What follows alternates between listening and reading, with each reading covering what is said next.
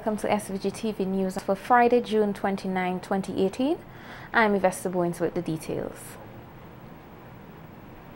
The establishment of a comprehensive health insurance plan that is affordable has been receiving attention from the government. However, Minister of Finance Camila Gonzalez said a regional plan may be a better approach at this time. Speaking in Parliament on Thursday, Minister of Finance Camila Gonzalez said they have been examining the results of other regional attempts at such a plan, as well as the attempts to examine the implications of many healthcare coverage policies in the national and regional context. He said the main challenge of instituting a comprehensive national health insurance plan in SVG is what it would cost to deliver a meaningful package of services that improve on what is currently being offered. Over 100,000 citizens, roughly 45,000 of whom are working, our base is simply too small to affordably finance a sustainable package of high-quality services in both primary and secondary health care. Depending on the funding model, the scope of services offered, and the breadth of the coverage offered, internal estimates suggest that a very basic national health insurance service could result in additional NIS contributions of 6.5% to 10%. It is impractical to consider such additional contributions at this point in time when we are in the midst of discussing options to reform the NIS to sustainably deliver its existing services to the public over the medium to long term.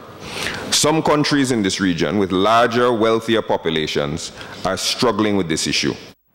The finance minister said the solution to the challenge lies not in a scaled-down, expensive national health insurance plan, but a regional one that encompasses the wider OECS and incorporates regional centers of excellence for certain types of specialized care. In that scenario, the burden is spread not over 100,000 Vincentians, but over 650,000 OECS citizens.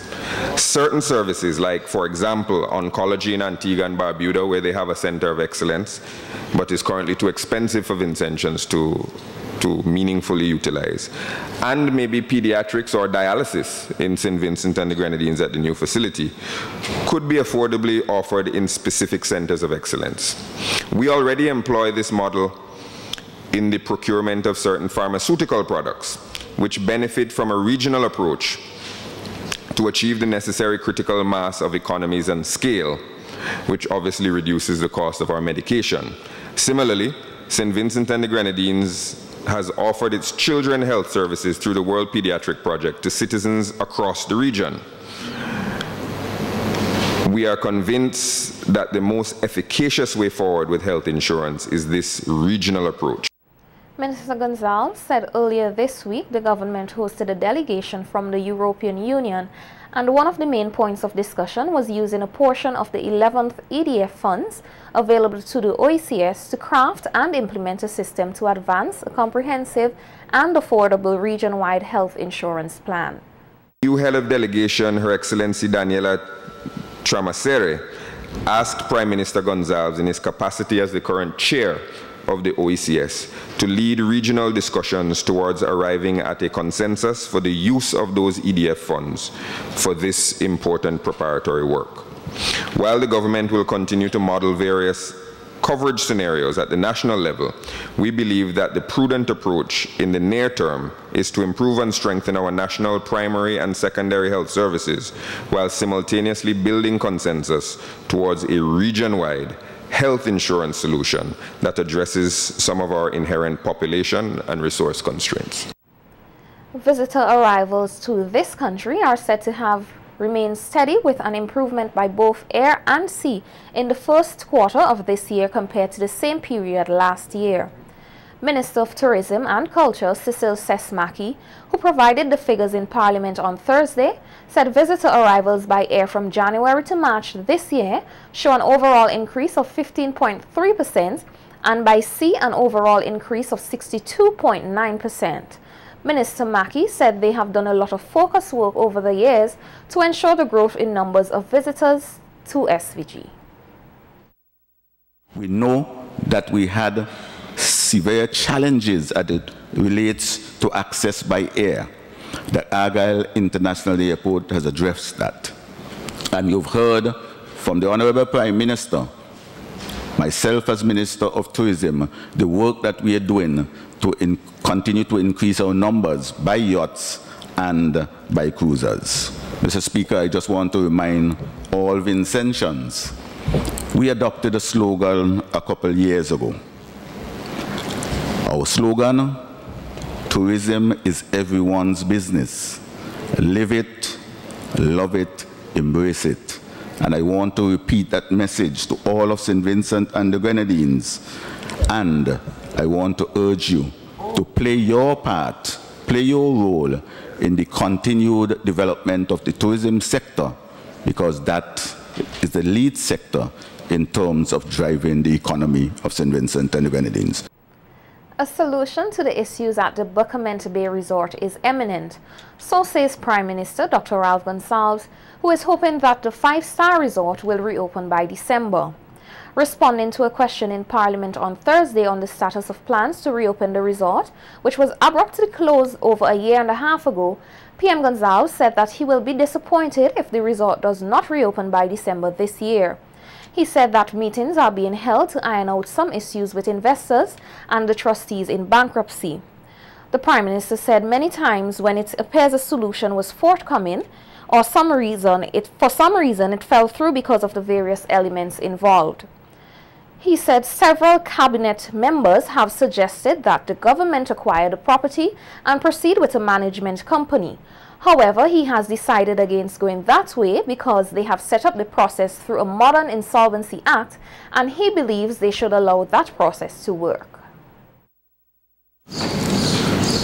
Because if you were to intervene in the process while it is taking place, there are many investors who may level the accusation that you are behaving as though you are a bandit state.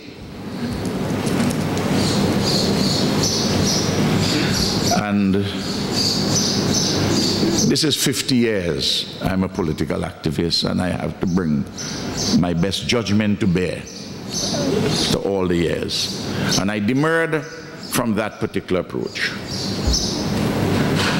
Not that there was not much wisdom in that approach.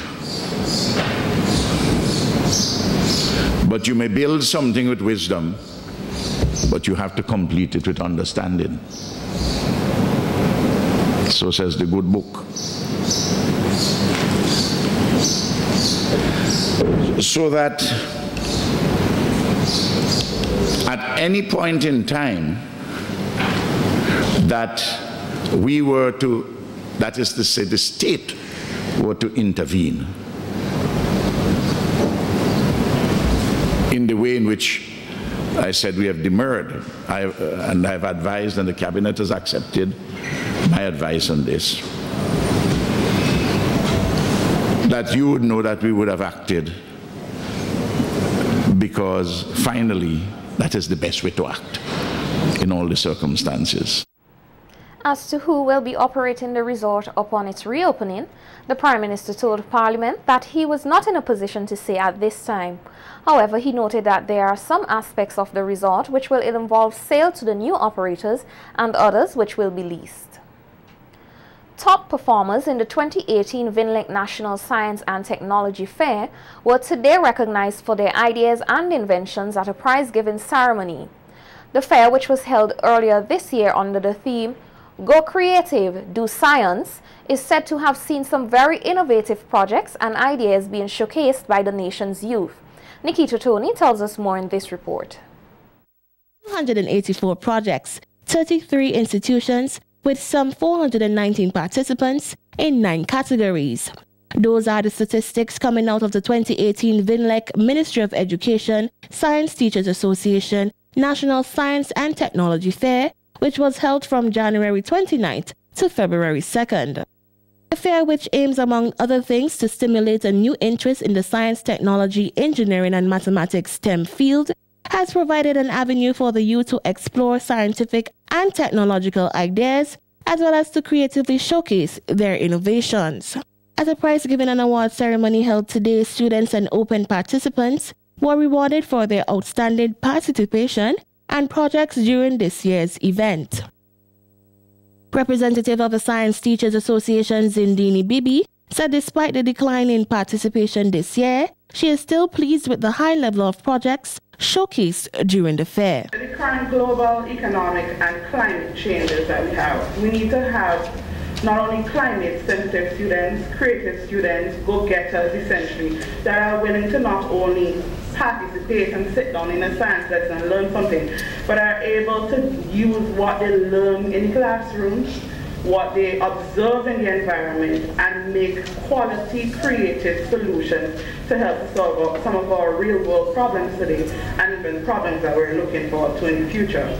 Standing as a major science and technology company, the St. Vincent Electricity Services VINLEC has over the years invested and been a partner of the National Science and Technology Fair. The company's communications officer, Tamara Job-Sprott, said VINLEC looks forward to seeing even greater achievements coming out of the fair. Have special interest in is the promotion of internal fairs at the school levels and also at the zonal levels, and we believe that what this can do is once there is a fair at the internal level, it really generates interest at the school level so the children will know what is happening in their environment. And when we have zonal fairs, then the communities can understand how important science and technology is. And the intention is when you get to the national level, then there's really no fuss to generate the interest, because the interest would have been built at the school level, the school and zonal levels. Students and open participants were awarded for the top performing projects in each category, the most outstanding project at each level, the most outstanding primary school project, the most outstanding secondary schools projects, and the most outstanding open/post-secondary level projects. Special awards were also presented for the most outstanding projects in the Go Creative category. The top 3 primary schools in the 2018 VINLEC National Science and Technology Fair were the Mustique Primary School, the Sugar Mill Academy, and the St. Mary's RC School, while the Girls High School, the St. Martin's Secondary School, and the St. Vincent Grammar School were the top 3 secondary schools. Nikita Tony reporting for SVG-TV News. Education Officer in Science Juanita Hunty King has signaled her hopes for a greater interest and involvement of the youth of SVG in the field of science and technology, and for an expansion of the National Science and Technology Fair to give them a platform to showcase their work. Hunty King expressed this desire while speaking at the 2018 VINLEC National Science and Technology Fair prize-giving ceremony, during which she voiced appreciation for efforts to make science and technology more attractive to the youth. It's valuable to our future. Many persons don't understand just how powerful science could be. I think right now I might be preaching to the choir, because we have our science persons here who seem to take a great interest in science. But science can change the world, literally. And VINLEC, we want to thank you for recognizing this and investing so highly in the future of science. I would also like to thank my senior education officer, Mrs. Albia Gumsdire. And I would just like to say here that you didn't leave science on the back burner and say, oh, let's wait. You know, you kept it going. Plotting the way forward, the education officer said she hopes to see more schools, students and members of the public coming on board to make the annual Science and Technology Fair even more successful. Schools must be encouraged to host their own internal science fair. We keep saying this every year, and I believe that there are some schools who have come on board with hosting their own internal science fair, and I would like to applaud those schools. We also believe that the zonal science fairs should be held. This would help to, for one thing, to minimize the amount of projects we see at the national event. For the 2019 National Science Fair, we want to look at problems faced in St. Vincent and the Grenadines that can be solved through the use of science. So we're going to be looking, I want you to look around St. Vincent and the Grenadines. I'm sure that there are many situations that we face that science can solve. Members of the public were today provided with information on measures they can implement to keep safe and protect their property, particularly during this carnival season. The RSVG police force mounted its annual crime prevention exhibition today outside of the police headquarters in capital Kingstown. The exhibition featured a number of booths showcasing the work of the various departments of the force as well as security tools from the private sector. Corporal Sion Choi said the exhibition was a success as members of the public showed great interest. It's embracing us, and we are it being successful at this time. A lot of patients are passing through, visit the various booths, check out the counterfeit currency, get brochures, pamphlets, bookmarks, flyers. And this time of the year is when we make persons aware of the home safety tips, personal safety and internet safety. And we advise personnel this time around, when you leave your home, make sure you locked it, make sure you leave at night, put on the lights, make sure it's well lit. We advise persons with vehicle owners, park in well-lighted spot, avoid isolated and dark areas, and do not leave valuables in your vehicle that anyone could see. Hadley Ballantyne, a member of the Criminal Investigations Department, said counterfeit currency is an issue of concern during these times and highlighted some of the features of a genuine and counterfeit note. Is that the numeral letters, the serial numbers, sometimes, majority of the time, the counterfeit notes will be in a series, so sometimes all would have the same number. If you have $50, $100 counterfeit note, the 50 majority of the time would have the same numbers. We are encouraging them to even purchase a portable money light, like a spotlight.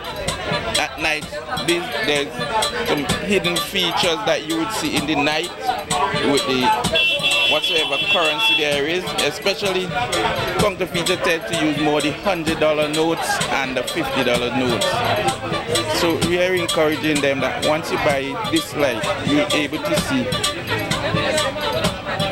what you're able to know if the money is suspicious or not. Then that's ultraviolet light. Ultraviolet light, or we can just say, locally a portable money detector spotlight. Carnival lovers are gearing up for the hottest carnival in the Caribbean, Vincy Mas, as the 10-day Mas, Pan, Calypso and Soca Showcase begins this evening. The summer festival, which officially starts with the Calypso semi-finals at the Victoria Park, will climax on Tuesday, July 10th with Mardi Gras, and its governing body, the CDC, has promised patrons an extraordinary festival.